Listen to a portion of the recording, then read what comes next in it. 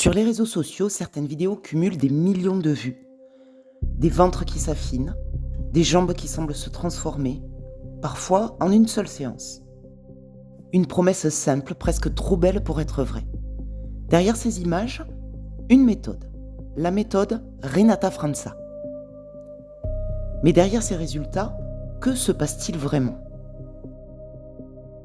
En quelques années, la méthode s'est imposée comme une référence, partagée massivement sur les réseaux, reprise par des milliers de praticiens. La méthode Renata França est devenue bien plus qu'un massage. Une signature. Une promesse de résultats visibles. Dès la première séance. Mais derrière cette visibilité se dessine une mécanique beaucoup plus structurée. Se former à cette méthode, c'est apprendre des gestes, mais aussi intégrer un protocole, codifié, reproductible et identifiable. Car au-delà du soin, c'est une image, une promesse et un positionnement. À l'origine, le drainage lymphatique est une technique douce qui suit le rythme du corps.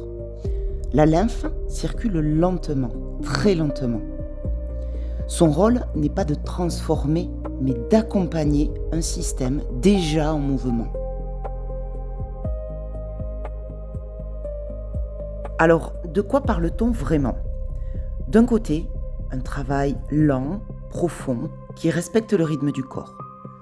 De l'autre, un rythme plus soutenu, une pression plus marquée et un effet immédiat, souvent visible. Deux approches, deux intentions, deux résultats. Un ventre plus plat après une seule séance peut sembler impressionnant. Mais dans de nombreux cas, ce que l'on observe n'est pas une transformation, mais un déplacement. Un déplacement des liquides dans le corps. Un effet réel, mais souvent temporaire, et parfois mal interprété. Alors, faut-il choisir entre les deux ?